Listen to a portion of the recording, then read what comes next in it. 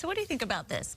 Millennials are to blame for skyrocketing rental and home prices because they're willing to pay whatever the older generation charges them. That's an exact quote from a viral article that's calling inflated prices a scam to get younger people to pay for aging adults' luxury retirements. And here to shed some light on what's driving up prices is Suzanne Seini with Innovate Realty. Thank you so much for being with us. Thank you for having me. What is going on? Well, that couldn't be further from the truth.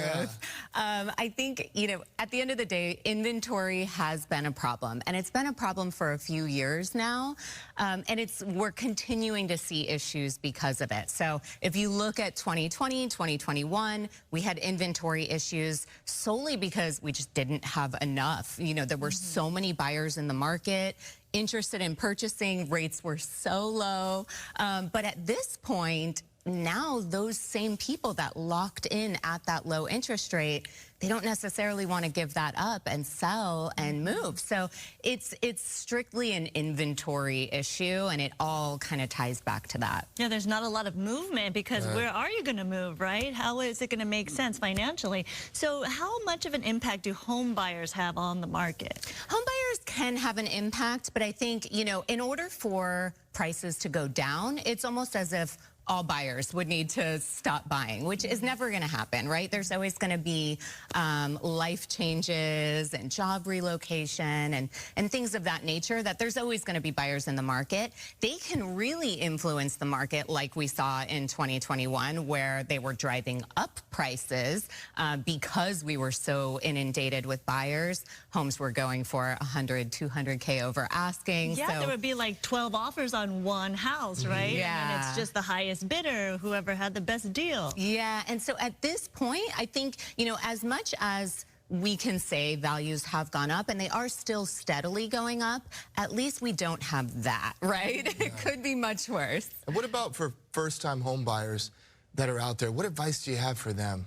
Yeah, the important thing is they have to do their due diligence up front. There are some great programs out there that, in California specifically, that are offered to help first-time home buyers that a lot of times buyers don't know about. So, for example, there's a shared equity program where the government will actually provide some funds to a first-time home buyer to qualify for the mortgage that they'd like. So it's really just being prepared, talking with your lender, talking with your real estate agent, and making sure that you're educated on the process. And are those the programs you're suggesting for first-time buyers who are now stuck in this situation where interest rates are so high again? So the California Dream Program for All is coming back in April. That is an amazing program. In addition to that, you have buy downs. So if interest rates are a little high, you can potentially temporarily buy down that interest rate. So to still get in, have that affordability.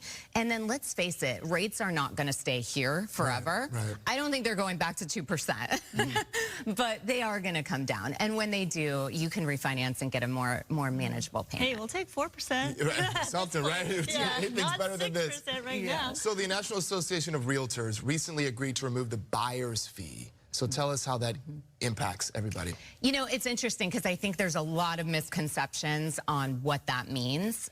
What it means to real estate in general, and potentially how it could affect a buyer, is a buyer's agent needs a commission. They're working hard, they deserve a commission. Historically, the listing side and the seller has paid for that commission.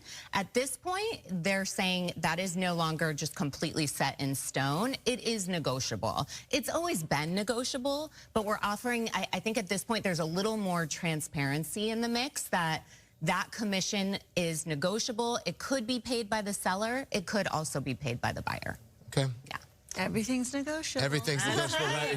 Yeah. Thank you so much. It's really great to have you here, and it's good perspective because it's real. For some folks out there, you want to get in the game, but you're not sure how, and other folks that are in the game and are looking at other properties but don't know if they should sell. So it's good stuff. Thank you. Awesome. Anytime. Thank you. All right. Well, we're gonna take a short break, and we're gonna come right back after this. Stick with us. Let's make it a good day, everybody. See you in a little bit. It's a tough game to be in, It is.